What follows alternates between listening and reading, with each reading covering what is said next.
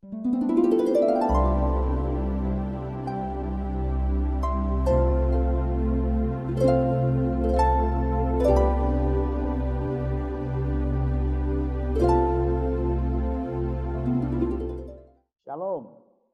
jemaat Tuhan, kita bertemu kembali di minggu yang baru. Sepanjang minggu kita telah mengalami anugerah pemeliharaan Tuhan. Dan kita akan menyerahkan seluruh kehidupan kita untuk kita jalani 1 minggu ke depan dalam tangan kemurahan Tuhan. Untuk itu bersama-sama, dimanapun jemaat berada dalam satu persekutuan, mezbah keluarga, mari kita akan satukan hati kita dengan seluruh umat Tuhan, bahkan seluruh umat Tuhan di muka bumi ini. Untuk bersama-sama kita akan membawa persembahan kehidupan kita di altar Tuhan menjadi satu persembahan yang hidup, yang kudus, yang berkenan kepada Tuhan. Karena itulah ibadah yang sejati yang Tuhan inginkan. Sesuatu dimanapun kita berada, mari kita akan satukan hati untuk kita akan mulai dalam doa kita. Kita berdoa bersama-sama. Bapa di dalam kerajaan surga, kami datang mengucap syukur untuk anugerah kemurahan-Mu hari yang baru, minggu yang baru yang Tuhan jadikan bagi kami. Terima kasih Tuhan, sepanjang minggu yang telah kami lalui, kami sungguh sangat merasakan dan menikmati tangan kasih dan pemeliharaan-Mu atas kami. Terima kasih Tuhan, kalau hari ini Engkau bangunkan kami, untuk kami akan menjalani hari kehidupan sepanjang minggu ke depan. Kami mau menyerahkan seluruh kehidupan kami di atas mezbah-Mu menjadi persembahan yang hidup, yang kudus, yang berkenan kepadamu. Sebab demikianlah ibadah yang sejati yang Tuhan rindukan untuk kami boleh kerjakan bersama dengan seluruh jemaat-Mu. Setiap rumah tangga, di mezbah keluarga di mana jemaat-Mu ada. Kami mau satukan hati untuk kami mau menghampiri tahta kemurahan-Mu. Membawa pujian syukur kami dan menikmati kuasa hadirat-Mu, kuasa firman-Mu memberkati setiap kami. Terima kasih Tuhan, urapan-Mu ada atas setiap pribadi kami, atas setiap mezbah keluarga di rumah tangga kami masing-masing. Dan kami mau menikmati lawatan Tuhan terjadi atas kami. Di dalam berkat nama Tuhan Yesus Kristus, kami berdoa. Haleluya. Amin. Puji Tuhan, jemaat Tuhan, bersama-sama kita akan satukan hati kita untuk kita naikkan pujian, penyembahan kita kepada Tuhan. Tuhan memberkati kita semuanya.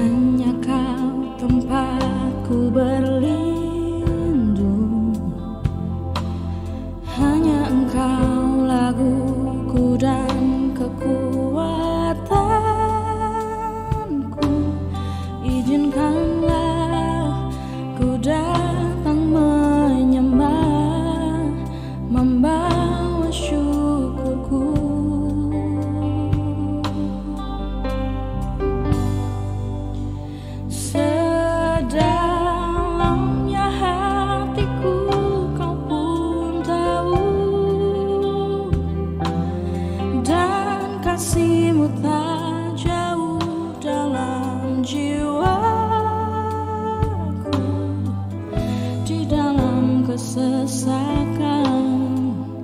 di dalam kemenangan. Ku tahu Engkau selalu bersamaku.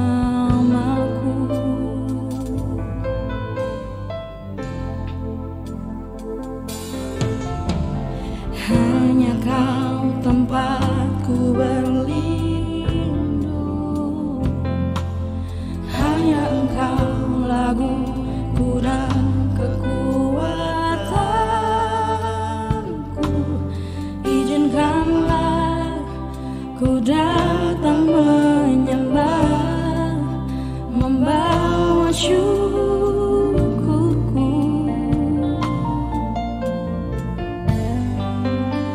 Sedalamnya hatiku Kau pun tahu,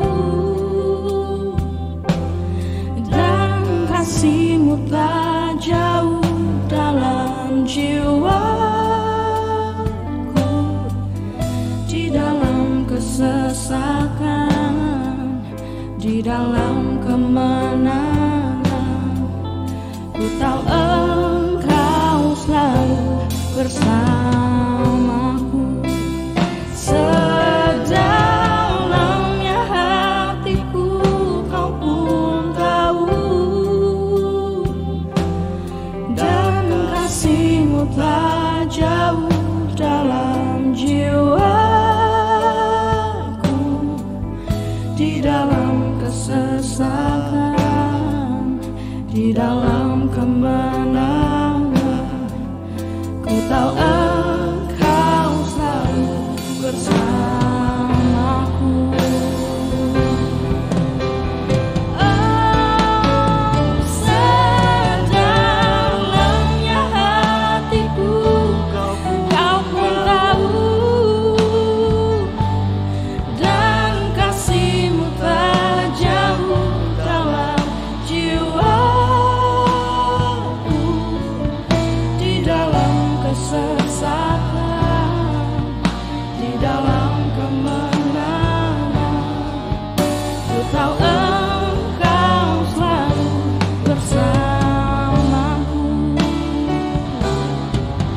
Di dalam kesesakan, di dalam kemenangan, ku tahu Engkau selalu bersamaku. Di dalam kesesakan, di dalam kemenangan, ku tahu Engkau selalu bersamaku.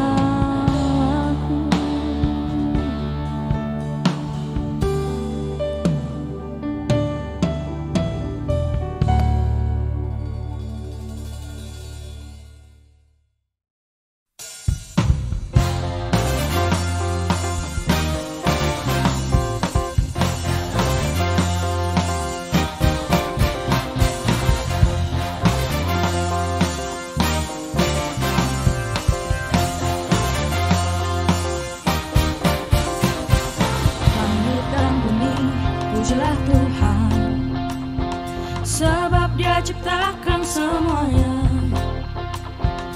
Keagungannya mengatasi langit bumi, sembah sujud di hadapannya.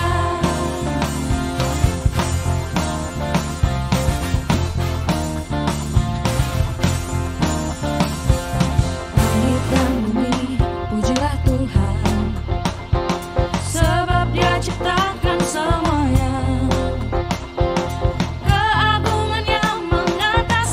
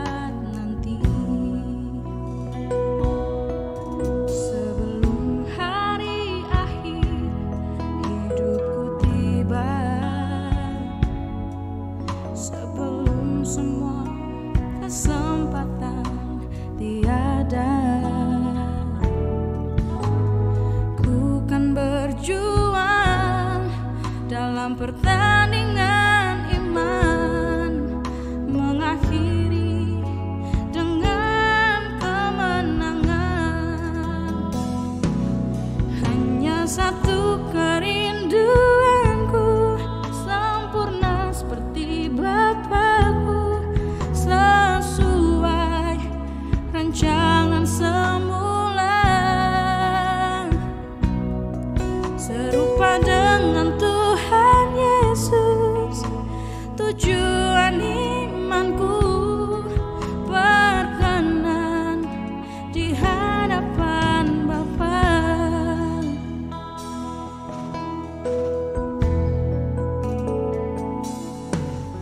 Ku tak tahu sampai kapan hari hidupku, akhir hayatku ini tidak menentu.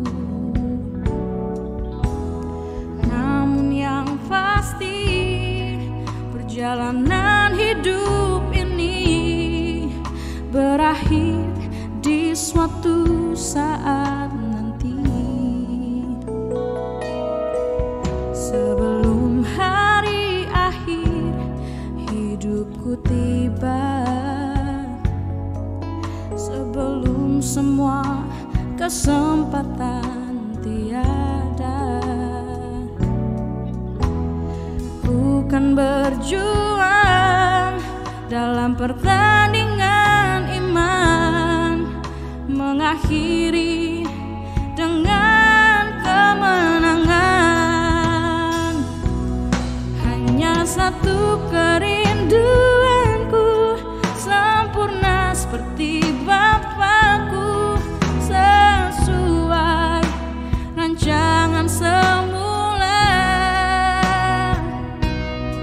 serupa dengan Tuhan Yesus. Tujuan imanku berkenan di hadapan Bapa.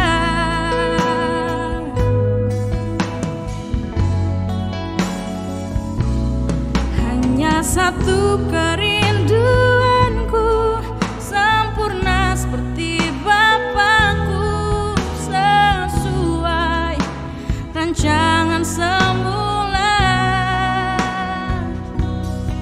serupa dengan Tuhan Yesus. Tujuan imanku berkenan di hadapan Bapa.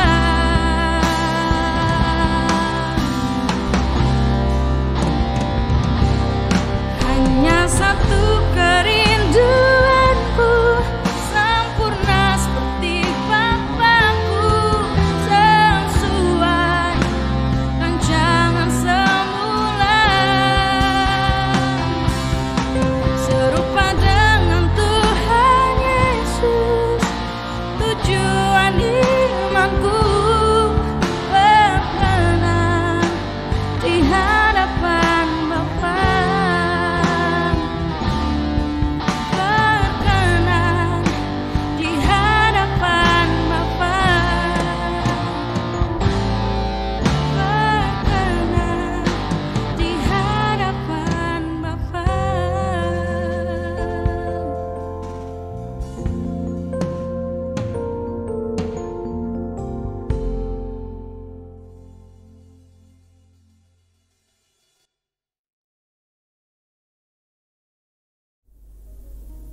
Bersama-sama kita akan belajar kebenaran firman Tuhan dari kitab Nabi Yesaya pasal yang ke-30 ayat yang ke-15. Firman Tuhan berkata, sebab beginilah firman Tuhan Allah yang Maha Kudus, Allah Israel. Dengan bertobat dan tinggal diam kamu akan diselamatkan. Dalam tinggal tenang dan percaya terletak kekuatanmu, tetapi kamu enggan. Sebuah pengalaman yang terjadi dalam kehidupan umat Allah, di mana waktu Tuhan mau menolong kehidupan umat Allah, tetapi ternyata umat Allah enggan untuk melakukan apa yang Tuhan mau. Umat Allah lebih cenderung mereka percaya kepada yang namanya pertolongan manusia. Inilah yang akan menjadi pelajaran bagi kita. Kekasih-kekasih Tuhan, di hari-hari di mana kita sedang mengalami kesesakan, Tuhan mau mengajar kita untuk supaya kita punya iman dan pengharapan kita itu hanya tertuju kepada Tuhan. Kita mau belajar dari bangsa Israel, ya. Sebab di ayat yang ke-8 kalau kita perhatikan di sana, semua pengalaman itu supaya dituliskan di dalam sebuah loh batu, ya. Bahkan dalam sebuah kitab supaya itu akan menjadi kesaksian, menjadi sebuah pelajaran bagi waktu yang kemudian, bagi kita hari ini. Mari kita mau belajar kebenaran firman Tuhan ini dari apa yang terjadi dengan umat Allah waktu mereka gagal untuk mengalami berkat Tuhan karena mereka enggan melakukan apa yang Tuhan mau. Mereka lebih memilih untuk dengan pertolongan manusia, dengan jalan pertolongan manusia, mereka mengharapkan itu dan akhirnya mereka gagal untuk mengalami pertolongan Tuhan. Mereka mengalami kebinasaan, mereka mengalami kesukaran karena mereka tidak melakukan apa yang Tuhan mau. Kekasih-kekasih Tuhan, pertanyaan dan akan menjadi pelajaran kita yang pertama, kenapa bangsa Israel enggan untuk melakukan apa yang Tuhan mau?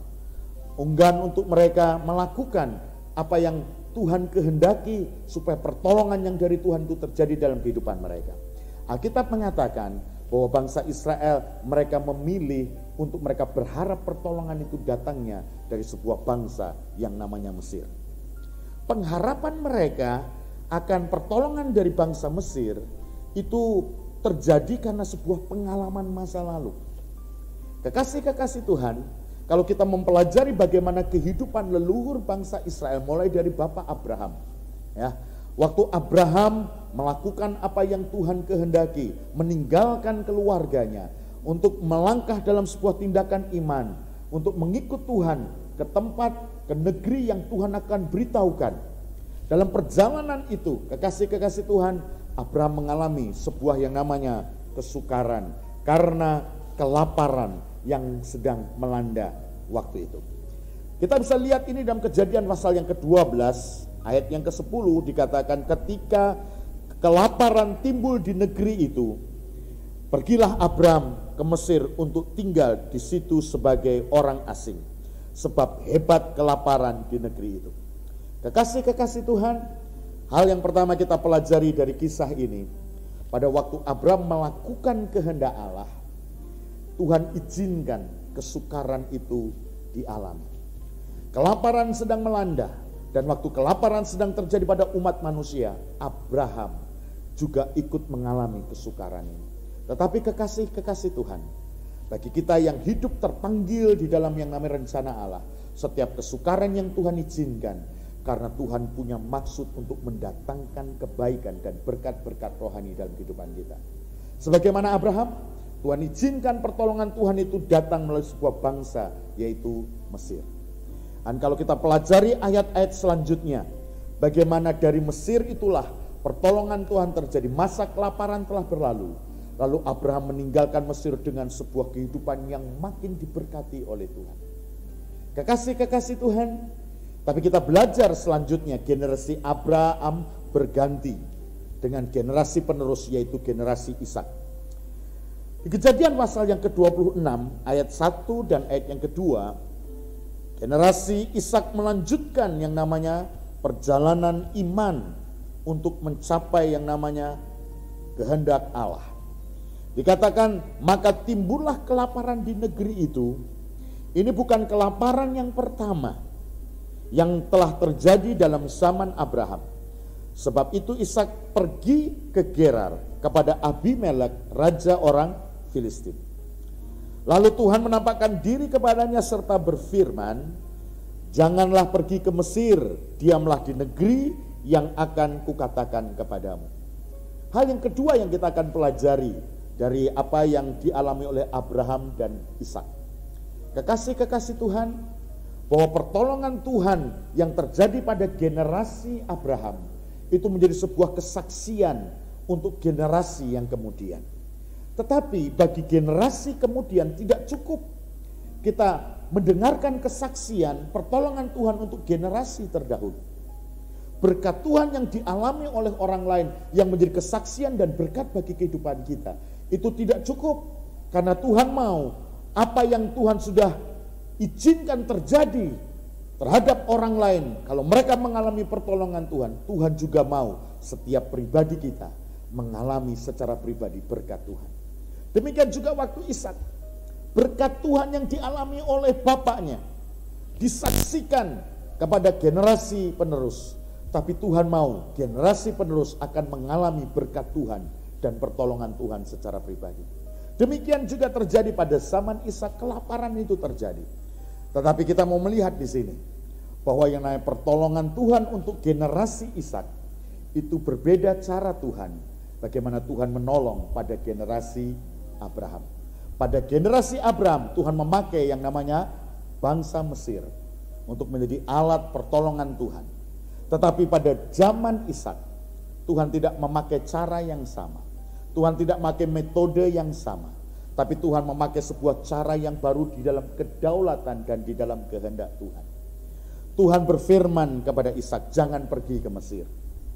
Tuhan tidak memakai cara yang lama untuk menolong setiap kehidupan kita. Sebab firman Tuhan mengatakan bahwa Tuhan itu selalu memberkati kita dengan berkat yang baru. Persoalan dan masalah kemarin itu cukup untuk kemarin. Hari ini ada masalah dan hari ini ada berkat dan pertolongan Tuhan untuk setiap kehidupan kita. Untuk itu kekasih-kekasih Tuhan, mari kita belajar dari bangsa Israel pada zaman Nabi Yesaya. Mereka mengulang sebuah kesalahan bahwa untuk mereka mengharapkan pertolongan Tuhan, mereka memakai metode yang lama. Mereka memakai cara yang lama. Kekasih-kekasih Tuhan, pengalaman masa yang lalu di mana kita mengalami pertolongan Tuhan itu sebenarnya bukan menjadi sebuah patokan untuk kita, untuk pertolongan Tuhan itu terjadi kepada kita sesuai dengan apa yang kita inginkan, sesuai dengan apa yang kita harapkan. Tetapi sebaliknya, mari kita mau belajar dalam kita mengharapkan pertolongan Tuhan terjadi atas kehidupan kita. Kita mau untuk pengalaman masa lalu itu menjadi sebuah alat untuk kita makin teguh beriman kepada Tuhan. Sebagai sebuah contoh bagaimana waktu Daud menghadapi Goliat. Kekasih-kekasih Tuhan, waktu Daud melihat Goliat, Daud mengingat pertolongan Tuhan masa yang lalu, tetapi Daud tidak memakai metode yang lalu untuk diterapkan hari ini supaya Tuhan menolong dia seperti cara yang dahulu Tuhan menolong dia. Tetapi sesungguhnya Daud mengingat masa lalu, dia menguatkan imannya, dia berkata dengan iman, sebagaimana Tuhan telah menolong aku pada waktu yang dahulu, demikian juga dengan cara Tuhan, dengan anugerah dan kemurahan Tuhan, Tuhan juga akan sanggup menolong aku untuk menghadapi masalah Goliat hari ini. Inilah sebuah pelajaran yang perlu untuk kita pelajari. Kekasih-kekasih Tuhan, pengalaman pertolongan Tuhan masa yang lalu seringkali itu menjadi sebuah jebakan musuh yang dipasang di depan kita. Karena itu seringkali kita tanpa kita sadari, kita pakai itu untuk menjadi sebuah nilai atau ukuran dari sebuah kerohanian. Kita seringkali merasa seakan-akan melalui pertolongan Tuhan masa lalu dalam kehidupan kita, seakan-akan kita begitu istimewanya di hadapan Tuhan dibandingkan dari orang yang lain. Ya, kita merasa seakan-akan begitu istimewanya kita di pemandangan Tuhan lebih dari yang lain. Kekasih-kekasih Tuhan, kalau kita mengalami pengalaman-pengalaman yang luar biasa, pertolongan Tuhan terjadi atas kehidupan kita, itu bukan karena kita ini lebih istimewa daripada orang lain. Seringkali melalui pengalaman-pengalaman itu tanpa kita sadari, kita menaruh ukuran kerohanian bahwa kita lebih rohani dari orang lain. Oh, kalau Tuhan menolong saya, kalau Tuhan telah menyatakan mujizatnya yang begitu besar dalam kehidupan saya, seringkali tanpa kita sadari, kita menganggap kita lebih istimewa dibandingkan orang lain. Kekasih-kekasih Tuhan, inilah sebuah pelajaran yang perlu untuk kita renungkan dalam kehidupan kita.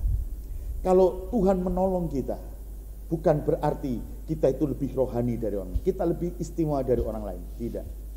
Saudara, memang kita istimewa di hadapan Tuhan, tapi bukan berarti kita lebih istimewa di hadapan Tuhan dibandingkan yang lain. Kenapa? Karena Tuhan mengasihi setiap kita dengan kasih yang kekal. Dia tidak pernah membedakan siapa kita, siapa orang lain. Tetapi kasihnya itu sama dengan kita. Oleh sebab itu mari saudara kekasih dalam Tuhan, kalau kita dulu pernah mengalami pertolongan Tuhan yang luar biasa, mari kita menjadikan anugerah Tuhan dalam hidup kita untuk supaya orang lain juga mereka boleh mengalami pertolongan Tuhan yang sama. Kekasih-kekasih Tuhan, selanjutnya kita mau belajar dari apa yang Alkitab ajarkan kepada kita.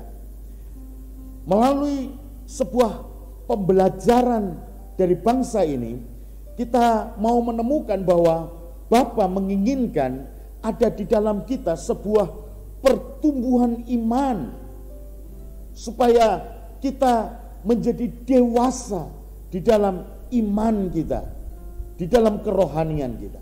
Dan kedewasaan itu akan tampak dalam kehidupan kita melalui sebuah kehidupan di mana ketaatan dan kepekaan kepada kehendak Tuhan.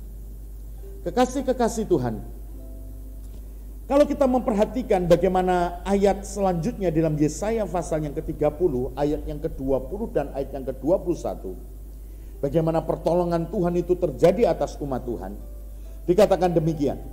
Dan walaupun Tuhan memberi kamu roti dan air serba sedikit, namun pengajarmu tidak akan menyembunyikan diri lagi, tetapi matamu akan terus melihat dia, dan telingamu akan mendengar perkataan ini dari belakangmu. Inilah jalan, berjalanlah mengikutinya, entah kamu menganan atau mengiri. Kekasih-kekasih Tuhan, pertolongan yang Tuhan mau berikan kepada kita, Tuhan mau supaya kita juga mengalami pertumbuhan rohani menjadi dewasa. Kita tidak tinggal kanak-kanak, kita tidak tinggal di dalam kebodohan, tapi kita bertumbuh iman kita, supaya dalam iman kita, kita boleh menjadi dewasa. Dan itu nyata dalam sebuah kehidupan rohani yang taat dan peka kepada kehendak Tuhan. Pertolongan Tuhan yang diberikan kepada umat Tuhan dikatakan, matamu akan tetap tertuju kepada dia, dan telingamu yang akan terus mendengar pimpinan dan arahan dari yang namanya Tuhan. Dikatakan matamu akan terus melihat dia, dan telingamu akan mendengar perkataan ini dari belakang. Inilah jalan, berjalanlah mengikutinya, entah kamu menganan atau mengiri. Kekasih-kekasih Tuhan, dalam Tuhan menolong kita ke depan, Tuhan mau bukan metode-metode yang kita inginkan, tetapi sebuah ketaatan dan kepekaan kepada kehendak Tuhan. Itu yang akan membuat kita mengalami pertolongan Tuhan. Kenapa? Sebab dalam Tuhan menolong kita, dia berdaulat. Dia berkehendak untuk kita menganan, atau dia berkehendak untuk kita ke kiri. Kita tidak bisa mempola pertolongan Tuhan. Kita tidak bisa mengatur Tuhan di dalam menolong kita. Yang Tuhan mau adalah kita memiliki ketaatan dan kepekaan. Mata kita biar tertuju kepada Tuhan. Mari kita melatih kehidupan rohani kita dengan mata kita tetap tertuju kepada Tuhan. Jangan lagi kita berpaling kepada masalah. Kalau kita belajar dari murid Tuhan yang bernama Petrus, waktu dia mengalami sebuah mujizat Tuhan, kuasa Tuhan menolong dia untuk dia boleh berjalan di atas air. Tetapi pada waktu matanya tidak lagi melihat berfokus kepada Yesus, dia boleh menengok ke kiri dan ke kanan melihat ombak yang ada di sekelilingnya, maka tenggelamlah dia. Tetapi secepat Petrus berseru kepada Tuhan, tangan Tuhan terulur dan menolong dia. Saudara kekasih dalam Tuhan, mari kita mau belajar. Karena seringkali untuk fokus kepada Tuhan, itu kita perlu belajar dari perkara-perkara kecil dalam kehidupan kita, supaya kita tidak melihat persoalan kita, tetapi kita akan melihat Tuhan kita yang akan sanggup menolong kita untuk mengatasi persoalan kehidupan kita. Kekasih Tuhan, bukan saja mata kita tertuju kepada Tuhan, tapi mari kita memiliki telinga seorang murid yang mendengar, yang rela untuk dipimpin dan diarahkan oleh Tuhan.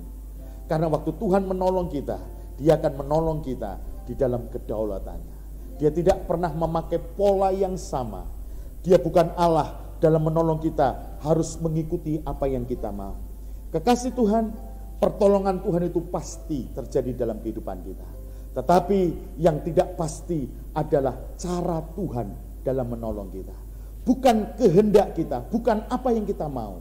Tapi dalam Dia menolong kita, Dia mau berdolat atas hidup kita, Dia berdolat atas situasi dan kondisi, Dia berdolat atas keadaan, dan Dia mau menyatakan Dia adalah Tuhan atas segalanya.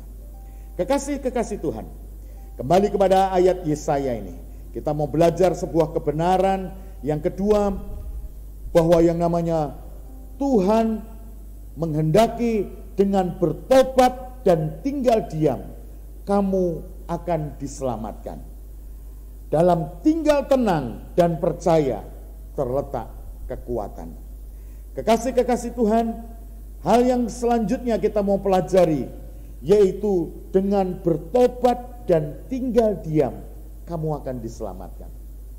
Dengan kita tenang, kita akan mengalami kekuatan Tuhan itu akan mengalir dalam kehidupan kita.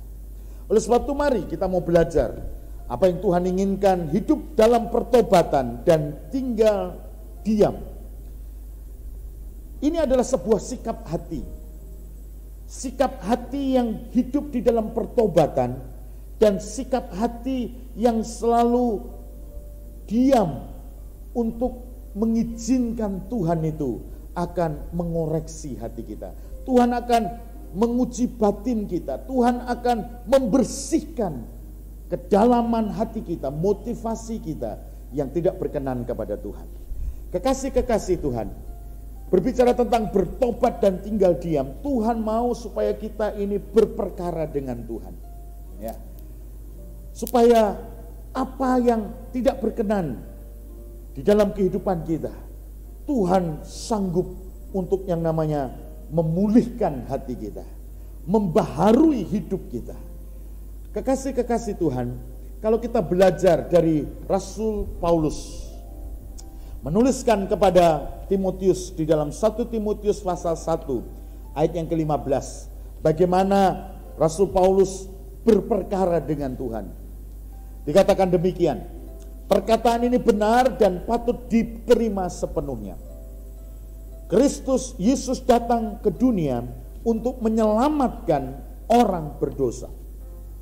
Dan di antara mereka akulah yang paling berdosa.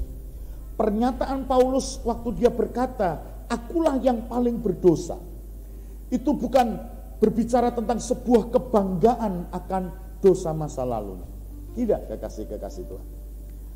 Kalau kita belajar tentang masa lalu dari Rasul Paulus, kalau Paulus mengidentifikasikan dirinya sebagai orang yang lebih berdosa daripada yang lain, kita tahu bahwa Rasul Paulus masa lalunya dari sejak muda dia begitu taat di dalam ibadah.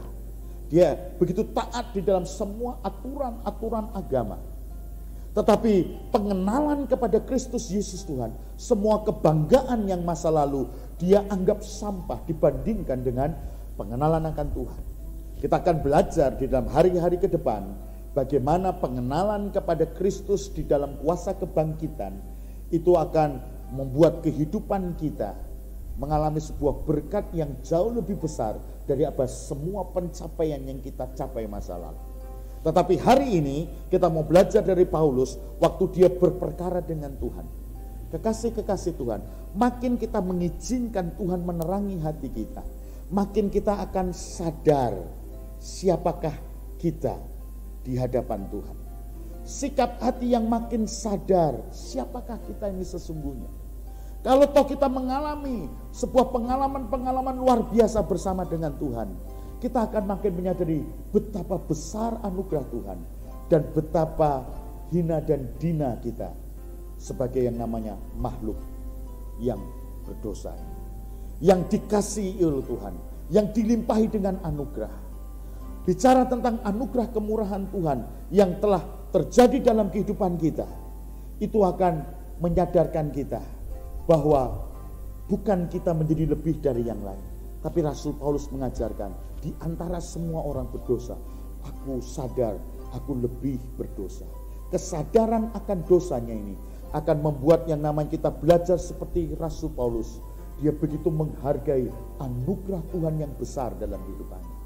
Menghargai anugerah Tuhan yang besar akan membuat hidup kita akan terus menghargai anugerah itu, hidup dalam anugerah itu. Kekasih-kekasih Tuhan, mari Tuhan mau kita hidup dalam pertobatan. Kita mau untuk kita hidup tinggal diam. Kita mau berperkara dengan Tuhan, supaya Tuhan menguji batin kita, supaya Tuhan membersihkan kehidupan kita. Kekasih-kekasih Tuhan, Tuhan mau kita bertobat dari sikap hidup rohani yang kekanak-kanaan.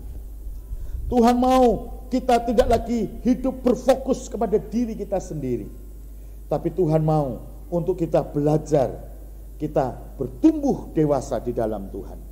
Percaya kepada Yesus bukan lagi untuk supaya apa yang saya ingin dapatkan dari Tuhan, tapi kita mau belajar bertumbuh dewasa untuk kita belajar apa yang dapat saya berikan kepada Tuhan. Kita tidak tinggal menjadi anak-anak apa yang saya dapat terima, tapi kita belajar apa yang saya dapat berikan kepada Tuhan. Ini waktu saudara dalam hidup yang Tuhan masih percayakan kepada kita. Bukan lagi kita berfokus pada apa yang Tuhan beri dalam hidup kita, tapi kita mau belajar apa yang masih kita bisa beri kepada Tuhan. Bicara tentang apa yang kita masih bisa beri kepada Tuhan, itu tidak berapa banyak yang sudah kita berikan, tapi kita mau jujur pada Tuhan, berapa sisa yang masih kita pertahankan untuk diri kita. Supaya Tuhan menolong kita hari-hari ke depan oleh kuasa kasih-Nya, kita memberi itu lebih dari apa yang dapat kita pikirkan dan kita lakukan. Karena apa? Karena kuasa kasih Tuhan itu akan memampukan kita untuk hidup di dalam sebuah anugerah. Kita berkorban lebih lagi, memberikan seluruh kehidupan kita lebih lagi kepada Tuhan. Percaya kepada Tuhan Yesus bukan lagi kita menaruh harapan kepada hal-hal yang materi dan hal-hal yang jasmani. Tapi mari kita mau belajar percaya kepada Tuhan.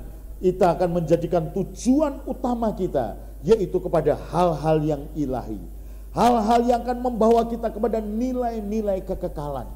Oleh sebab itu saudara kekasih dalam Tuhan, mari di dalam menjalani hari kehidupan kita sepanjang minggu ke depan, hari kehidupan kita di hari-hari ke depan, mari kita mau mengalami pertolongan Tuhan terjadi atas kehidupan kita.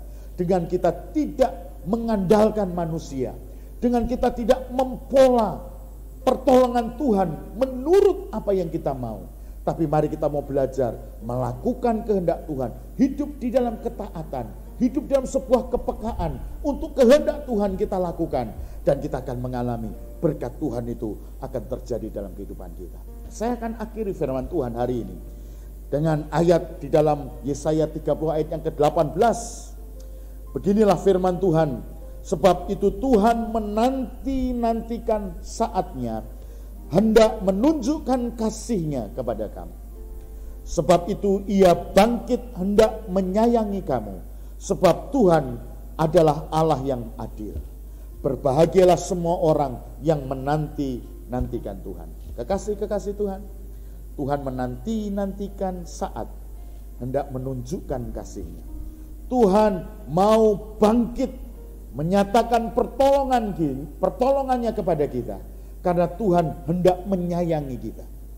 Untuk itu saudara, mari kita mau belajar menanti-nantikan Tuhan, menanti-nantikan pertolongan Tuhan. Sebab firman Tuhan berkata, berbahagialah orang yang menantikan Tuhan. Marilah kita mau belajar hidup di hari ke depan dengan kita akan lebih lagi menanti-nantikan Tuhan, berdiam diri dengan kita bertobat. Mari kita mau mengizinkan pertolongan Tuhan itu terjadi di dalam setiap kehidupan kita. Diberkatilah setiap kita yang mau menanti-nantikan Tuhan. Pertolongan Tuhan akan terjadi dalam kehidupan kita.